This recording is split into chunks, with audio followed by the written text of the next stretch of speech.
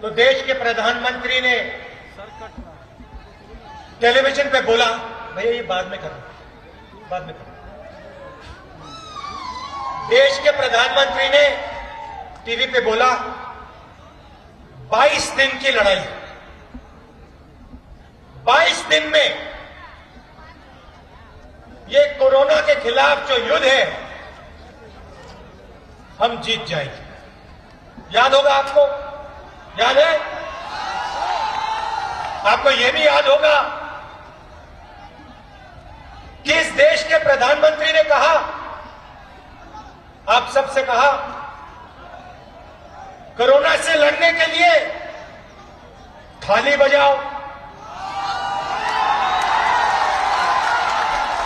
थाली बजाओ। और उसके थोड़े दिन बाद कहा, चलो थाली ने काम नहीं किया तो मोबाइल फोन की लाइट चला दो। 22 दिन हो गए, कोरोना फैलता जा रहा है। कोरोना के समय जब शुरुआत हुई, टेलीविजन पे एक तरफ नरेंद्र मोदी जी का चेहरा दिखता था, दिन भर टीवी पे नरेंद्र मोदी जी, और टीवी पे थोड़े से समय के लिए हमारे जो मजदूर भाई बहन हैं, बिहार के, उत्तर प्रदेश के, छत्तीसगढ़ के, झारखंड के, टीवी पे वो लोग दिखते थे। याद है आपको? देखा था आपने जब लाखों मजदूर बिना कोई सहारे, बिना पानी, बिना भोजन, कोई मुंबई से, कोई बेंगलोर से, कोई दिल्ली से, कोई पंजाब से, हरियाणा से बिहार के ओर, झारखंड, छत्तीसगढ़, उत्तर प्रदेश की ओर चल रहे थे। हमने नरेंद्र मोदी जी से कहा, इनकी मदद कीजिए, इनको पानी, भोजन, एक दम दीजिए। नरेंद्र मोदी कहते हैं नहीं, ये हमारा काम नहीं है। और कांग्रेस पार्टी ने स्वयं, हम सरकार में नहीं है, कांग्रेस पार्टी ने स्वयं बस मजदूरों को दिलवाई। हम लाखों लोगों को नहीं दे पाए, सरकार में नहीं है, मगर जिनकी मदद हम कर पाए हमने की। नरेंद्र मोदी जी ने ट्रेनें बंद कर दी, बस बंद कर दी। और जब बिहार की जनता, बिहार के गरीब मजदूर अकेले पैदल वापस आ रहे थे, हजारों किलोमीटर चल रहे थे, तो नरेंद्र मोदी जी ने उनकी मदद नहीं की। मैं आपसे पूछना चाहता हूं, नीतीश जी और नरेंद्र मोदी जी ने जब आपको जरूरत थी, जब आप सड़क पे भूखे चल रहे थे, प्यासे थे, तो नरेंद्र मोदी जी ने और नीतीश जी ने आपकी मदद नहीं की? नहीं की ना? और आज यही दो लोग आपके सामने आते हैं और हाथ जोड़कर आपसे वोट मांगते हैं।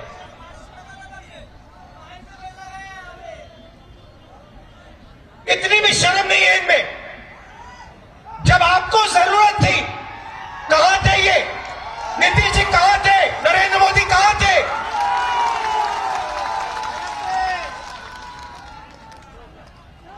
नरेंद्र मोदी जी और नीतीश जी हिंदुस्तान के सबसे अमीर लोगों की मदद कर रहे थे, उनका टैक्स माफ कर रहे थे। अब मैं आपको दूसरा सवाल पूछता हूं, बिहार में ये जो मजदूर वापस लौट के आ रहे थे, ये महाराष्ट्र में, दिल्ली में, पंजाब में, बाकी प्रदेशों में गए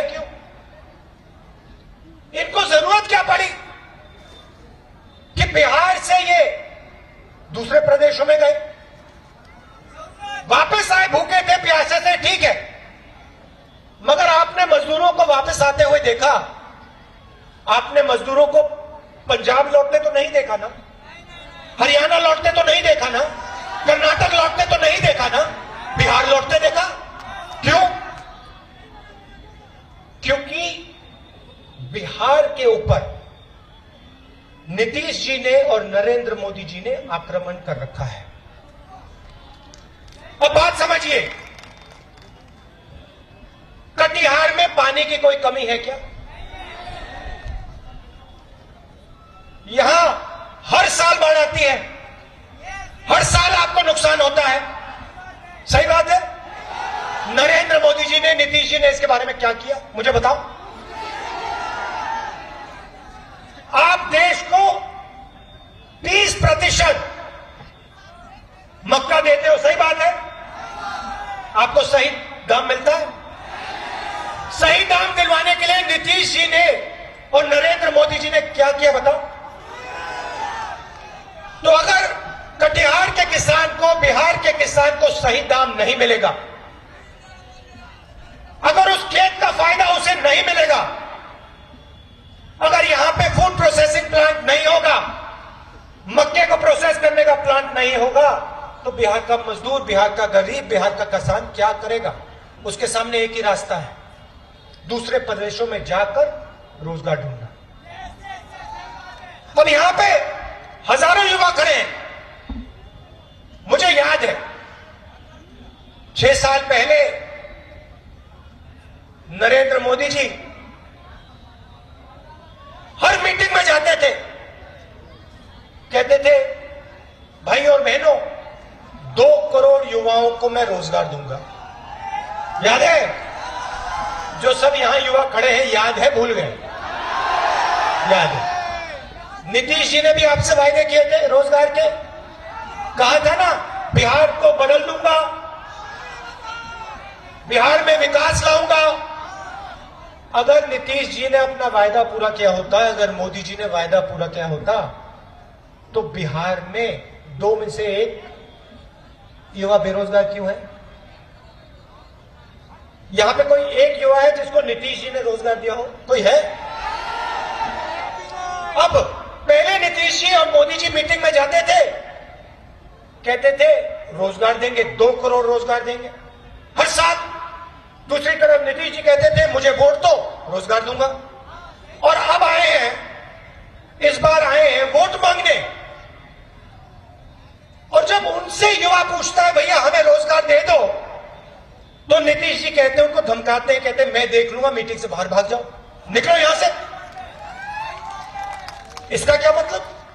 आपने ही वायदा किया था, आपने ही कहा था कि मैं रोजगार दूंगा, और जब बिहार का युवा आपसे आके आपकी मीटिंग में पूछ रहा है हमें रोजगार दो, आप उसको धमका रहे हो, उसको आप भगा रहे हो, उसको धमकी दे रहे हो। नरेंद्र मोदी जी और नीतीश जी को जवाब देना चाहिए, इनको जवाब देना चाहिए कि यहां पे बाढ़ की समस्या के बारे में उन्होंने क्या किया, आपके खेत की रक्षा उन्होंने कैसे की, आपको सही दाम दिलवाने का काम कब किया, रोजगार क्यों नहीं दिया। इन चीजों के जवाब उनको देने चाहिए। अब जाइए छत्तीसगढ़, जाइए, पास में आप छत्तीसगढ़ जाइए, वहां पूछिए धान के लिए क्या दाम मिलता है। वहां पे छत्तीसगढ़ के किसान बताएंगे कांग्रेस पार्टी की सरकार है, 2500 रुपए प्रति क्विंटल हमें रेट मिलता है। अगर छत्तीसगढ़ में 2500 रुपए प्रति क्विंटल मिल सकता है, तो फिर यहां क्यों नहीं मिल सकता? यहां आपके पास पानी है, खेत है, किसान है, सब कुछ है। अब क्या किया? यहां पे आपको 2500 रुपए छोड़िए, एमएसपी छोड़िए, यहां आपको 1000 रुपए मिलता है। कितना मिलता है? 700 रुपए मिलता है। धान के लिए 700 रुपए मिलता है, छत्तीसगढ़ में 2500। तो मैं आपसे पूछना चाहता हूं आपने गलती क्या की? क्या गलती की बिहार के किसान ने? नहीं भैया, एक गलती की आपने, मैं यहां से कहना चाहता हूं, आपने नीतीश जी को, मोदी जी को वोट दे दिया। गलती भैया आपकी है, आपने उनको चीफ मिनिस्टर बनाया। अब गलती को सुधारने का टाइम आ गया है। हो गया काम। वो तो नीतीश जी के चेहरे से दिख रहा है, थोड़ा ढीलापन है, देखा आपने, थोड़े सुस्त से लग रहे हैं। देखिए, सच्चाई से कोई नहीं छुप सकता, चाहे कुछ भी हो जाए, चाहे कोई भी हो, सच्चाई से नहीं छुप सकता।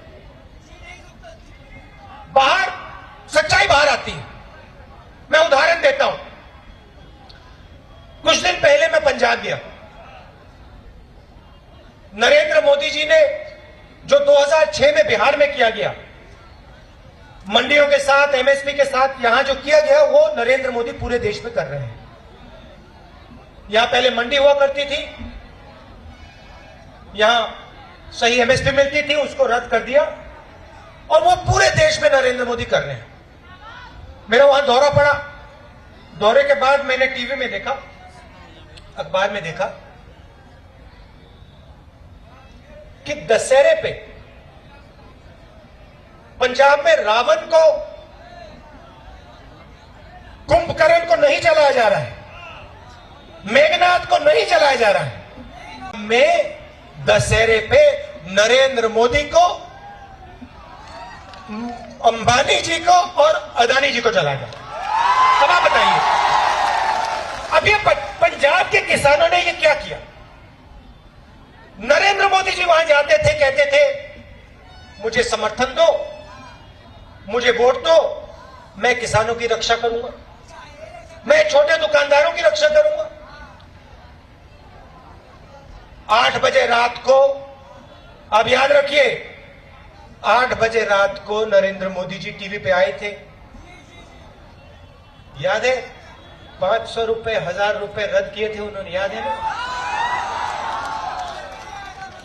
पूरे देश को लाइन में खड़ा कर दिया था, है ना? माता जी आप सिर हिला रही हैं, आप खड़ी थी ना, है ना? अच्छा, मैं आपसे सवाल पूछना चाहता हूं, जब आप लाइन में खड़ी थी, नरेंद्र मोदी जी ने कहा था काले धन के खिलाफ लड़ाई, है ना? तो आपके साथ लाइन में ये बड़े बड़े उद्योगपति खड़े थे क्या? कोई नहीं था ना? किसान थे, मजदूर थे, छोटे दुकानदार थे, मगर देश के अरबपति तो नहीं थे ना? तो अगर काले धन के खिलाफ लड़ाई हो रही थी, तो फिर अरबपति लाइन में क्यों नहीं थे? क्योंकि वो, बात समझ आई ना? क्योंकि भाई और बहनों, वो बैंक के पीछे दरवाजे से अंदर घुसे हुए थे।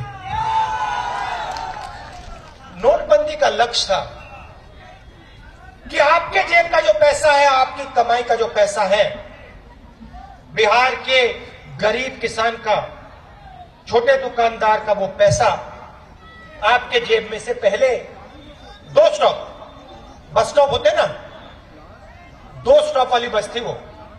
पहली स्टॉप थी, आपके जेब में से पैसा निकला, बैंक के अंदर गया। दूसरा बस स्टॉप, बैंक से पैसा गया सीधा बड़े से बड़े उद्योगपतियों के जेब में। और आपसे नरेंद्र मोदी जी ने कहा भैया काले धन के खिलाफ लड़ाई। लाखों करोड़ रुपए, 3,50,000 करोड़ रुपए नरेंद्र मोदी जी ने हिंदुस्तान के चुने हुए उद्योगपतियों, सबको नहीं, जो नरेंद्र मोदी के सबसे मित्र हैं, चुने हुए उद्योगपतियों को उन्होंने 3,50,000 करोड़ रुपए आपका पकड़ा दिया। उसके बाद जीएसटी लागू की ना? आज तक छोटे दुकानदार को जीएसटी नहीं समझ आई, नहीं आई ना? जीएसटी में भी उनको पैसा दिया। और अब ये नए कानून बनाए हैं किसानों को खत्म करने के, और इसीलिए पंजाब के किसान ने दशहरे पे नरेंद्र मोदी, अंबानी और अदानी का पुतला जलाया। तो सच्चाई बाहर आ गई, और बिहार में भी बाहर आ गई। बिहार का हर युवा जानता है कि नीतीश जी ने और नरेंद्र मोदी जी ने मिलकर बिहार को लूटा है, बिहार के किसान को मारा है, पीटा है, कुचला है, बिहार के छोटे दुकानदारों को नष्ट किया है। और अब बिहार के युवाओं ने, बिहार के किसानों ने मन बना लिया है, गठबंधन को चुनाव जिताना है और बिहार को बदलने का काम शुरू करना है। यह निर्णय आपने ले लिया है।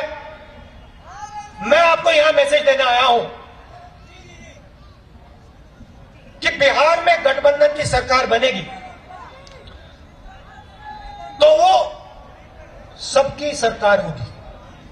वो किसी एक धर्म की, किसी एक जात की, किसी एक डिस्ट्रिक्ट की सरकार नहीं होगी। वो पूरे के पूरे बिहार की सरकार होगी और उस सरकार में सबका आदर होगा। और जो हमारे किसान भाई हैं, जो हमारे मजदूर भाई हैं, छोटे दुकानदार हैं, छोटे business, small size, middle size business चलाने वाले लोग हैं, आप लोग वही हो ना? हाँ, इनकी सरकार होगी। यह मैं आपको गारंटी देके कह रहा हूं। यहां पे आपका एक बहुत बड़ा मुद्दा है, दो मुद्दे हैं जिनके बारे में मैंने पहले बोला। एक कि यहां पे हर साल बाढ़ आती है और लाखों लोगों का नुकसान होता है।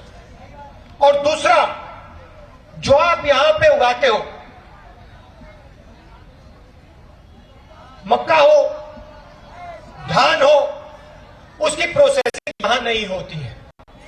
नहीं होती ना? यहां मक्के को प्रोसेस करने वाली फैक्ट्री नहीं है। मैं आपको यहां गारंटी देके कह रहा हूं, आपका जो मक्का है उसको प्रोसेस करने की फैक्ट्री हम यहां आपके लिए लगाएंगे। चाहे कुछ भी हो जाए, अगर हमारी सरकार बनेगी तो यहां मक्के को प्रोसेस करने की हम फैक्ट्री लगा देंगे। आप यहां का किसान मुंबई, पंजाब, बाकी जगह मजदूरी करने नहीं जाएगा। यहां का किसान अपने धान को, अपने मक्के को सीधा फैक्ट्री में बेचेगा, उसे सही दाम मिलेगा।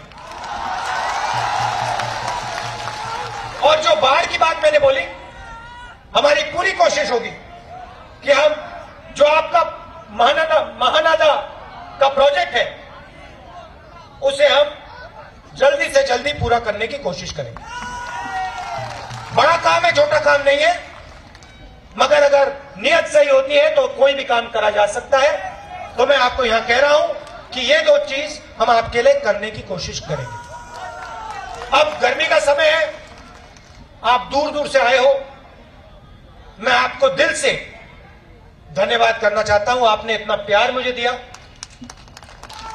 इतने प्यार से आपने मेरी बात सुनी, इसके लिए दिल से बहुत बहुत धन्यवाद। नमस्कार, जय हिंद।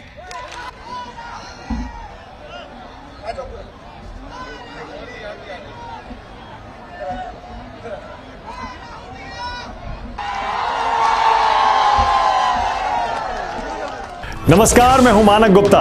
अगर आपको हमारा ये वीडियो पसंद आया हो तो इसे लाइक और शेयर जरूर करें।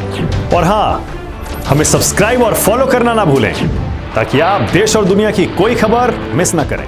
तो जुड़े रहिए हमारे साथ और देखते रहिए न्यूज़ 24।